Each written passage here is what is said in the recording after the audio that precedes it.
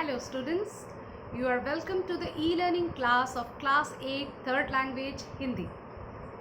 आपका कक्षा 8वीं के हिंदी थर्ड लैंग्वेज के क्लास में स्वागत है। इससे पहले हम लोगों ने जो है हमारा 2 चैप्टर पढ़ लिया था और आज का हम जो चैप्टर पढ़ने जा रहे हैं जिसका नाम है मिलकर खेलें, ये हमारे PT1 के सिलेबस का लास्ट चैप्टर है। ठीक है, उम्मीद है इससे पहले वाले 2 जो चैप्टर हमने पढ़े थे वो आप लोगों को समझ में आए हैं और आप लोग उनके जो है एक्सरसाइज वगैरह भी कर लिए होंगे, क्योंकि मैंने आप लोगों को हेल्प कर दिया था आपके एक्सरसाइज एंड क्वेश्चन आंसर्स के साथ।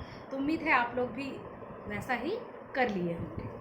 तो आज हम जो ये चैप्टर पढ़ने जा रहे हैं इसका नाम तो है मिलकर खेलें, और ये इसके ब्रैकेट में देखिए लिखा हुआ है प्रेरक कहानी। ये एक प्रेरक कहानी है, यानी एक इंस्पिरेशनल स्टोरी है।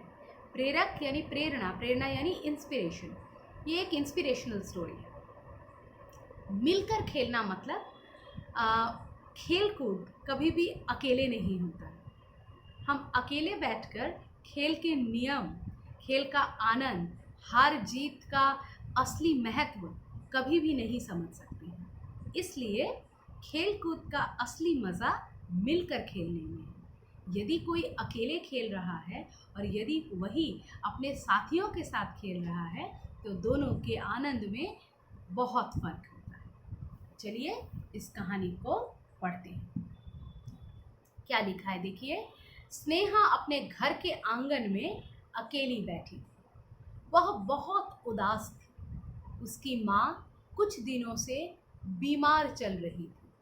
आज उसके पिताजी उसकी माँ को अस्पताल लेकर गए।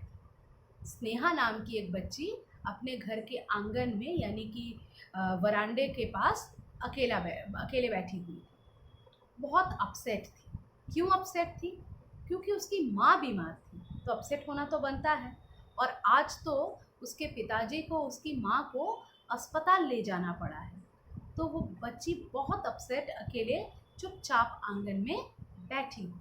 सोचिए कितना दुख भरा माहौल है उस बच्चे के लिए।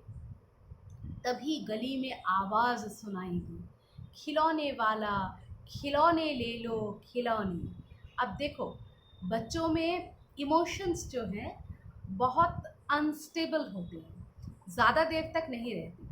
जैसे उनको रोते देर नहीं लगती, उसी तरह से उनको हंसते भी देर नहीं लगती। वो यदि रोते हैं तो आप उनको उस रोने वाले मैटर से अगर थोड़ी देर के लिए डिस्ट्रैक्ट कर देंगे तो आप देखेंगे कि वो हंसने भी लग जाते हैं। उनका मन बेसिकली बहुत कोमल होता है। तो स्नेहा भी एक बहुत छोटी सी बच्ची है। उसकी माँ के बीमार होने के कारण वो दुखी तो है, लेकिन वो दुख का इमोशन भी उसके अंदर बहुत देर तक स्टेबल नहीं रहता है। बच्चों को क्या प्रिय है? खिलौना। तो जैसे ही खिलौने वाले की आवाज़ गली में गूंजती है तो स्नेहा के चेहरे पे एक अलग सी चमक आ जाती है। वो आवाज़ सुनकर उठी और घर के दरवाजे के ओर भागी। और आवाज़ सुनकर एकदम जैसे रिफ्लेक्स एक्शन होता है, रिफ्लेक्स एक्शन की तरह भागते हुए दरवाजे की ओर चली गई कि खिलौने वाला आया है, मुझे तो खिलौने लेने हैं, चलो देखना है। लेकिन कुछ सोचकर रुक गई। लेकिन उसके ही नेक्स्ट मोमेंट में फिर से उसको याद आ जाता है कि आज तो उसके पिताजी भी नहीं हैं, उसको कोई पैसे देने वाला भी नहीं है, उसकी माँ भी बीमार है, तो वो भला खिलौने कैसे ले सकती। लेकिन खिलौने वाला वो तो इन सब वाक़ये से बिल्कुल ही अनजान है। वो आवाज़ लगा रहा है। खिलौने की आवाज़, खिलौने वाले की आवाज़ लगातार आ रही है। वो तो आवाज़ गूंज रही है, ये भालू देखो, नाचता बंदर देखो, आओ आओ जल्दी आओ। भालू दिखा रहा है, बंदर दिखा रहा है और बच्चों को बुला रहा है।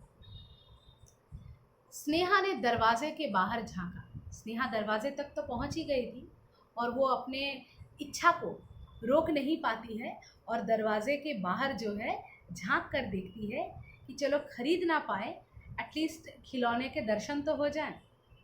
झांकना यानी टू पीप आउट। ठीक है।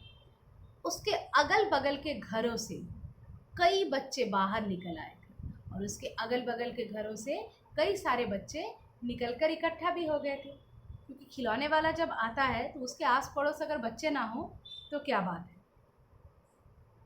तभी खिलौने वाला उसके घर के सामने आकर खड़ा हो गया और जले पे नमक ऐसा छिड़का कि आज स्नेहा खरीद नहीं पाएगी, और खिलौने वाला जो है उसके घर के पास आकर खड़ा हो गया।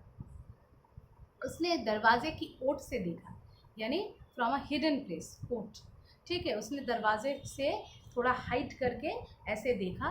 बहुत सारे बच्चे खिलौने वाले को घेर कर खड़े थे। उसने देखा कि बहुत सारे बच्चों ने ऑलरेडी खिलौने वाले को घेर कर रखा है। नीना ने आते ही घूमने वाली एक सुंदर गुड़िया पसंद कर ली, और नीना जैसे ही आती है वो आते ही एक घूमने वाली जो है सुंदर सी गुड़िया पसंद कर लेती है। ये सभी उसके दोस्त हैं, वो लोग खरीद रहे हैं। निखिल ने चाबी वाला भालू लिया, और निखिल ने जो खिलौना लिया वो एक चाबी लगाने वाला भालू था, जो चाबी घुमाते ही झपटता था। वो चाबी घुमाते ही भालू जो है झपटता था। अभिषेक ने नाचने वाला बंदर लिया, और अभिषेक ने तो एक ऐसा बंदर लिया जो नाचता था।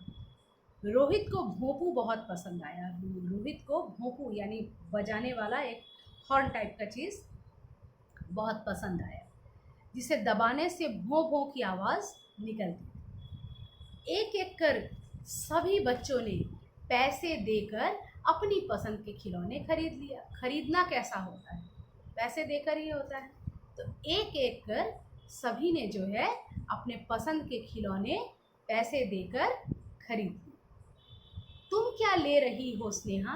तभी जो है उसके पास अभिषेक अपने नाचने वाले बंदर को नचाते हुए पहुंचता है और बोल रहा है, अरे स्नेहा तुम क्या ले रहे हो? मतलब बच्चों के लिए तो ये एक रिलीजियन है, चाहे उनके पास कितने भी खिलौने क्यों ना हो, यदि खिलौने वाला आया है तो उनको खिलौने लेने ही होते हैं। तो वो आके उससे पूछता है कि अब तुम क्या ले रही हो?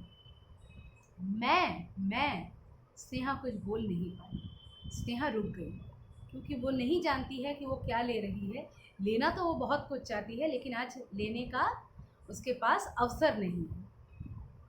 वह बिना कुछ कहे चुपचाप मुंह घुमाकर खड़ी हो गई, और बिना कुछ कहे चुपचाप मुंह घुमाकर खड़ी हो जाती है। मैं तो मजाक कर रहा था, तुम तो बुरा मान गई स्नेहा।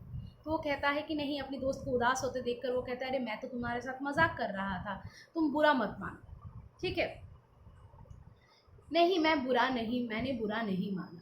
स्नेहा ने रुककर ज़बरदस्ती हंसने की कोशिश की। अब उसने कहा नहीं, मैंने बुरा नहीं माना, और अपने दोस्त को दिखाने के लिए ज़बरदस्ती हंसना चाहा उसने, क्योंकि एक्चुअल में उसके मन में तो खिलौने लेने की चाह थी, लेकिन वो उस इच्छा को जाहिर भी नहीं कर सकती थी, इसलिए ज़बरदस्ती हंस के अपने दोस्त को दिखाना चाहती थी कि वो बहुत हैप्पी है। फिर तुम खिलौने क्यों नहीं ले रही? तो फिर अब उसने जब देखा अभिषेक ने कि उसने बुरा नहीं माना है, तो उसने कहा कि अगर तुम अनहैप्पी नहीं हो तो फिर तुम खिलौने क्यों नहीं ले रही? अगर तुम्हारा मन ठीक है तो तुम खिलौने से इनकार कैसे कर सकती? तो तब निखिल ने उससे पूछा, तो उसने जवाब दिया, मेरे माता पिता आज घर पर नहीं हैं और मेरे पास पैसे भी नहीं। उसने जवाब दिया कि आज मेरे माता पिता घर पर नहीं हैं, इसलिए मेरे पास पैसे भी नहीं हैं। और स्नेहा ये कहते हुए दुखी हो गई। तो चलिए, आज के पाठ के लिए इतना ही रखते हैं। आप लोग पढ़ के रेडी करके रखिएगा। अगले प्रकरण में हम इसके दूसरे भाग को पढ़ेंगे। धन्यवाद।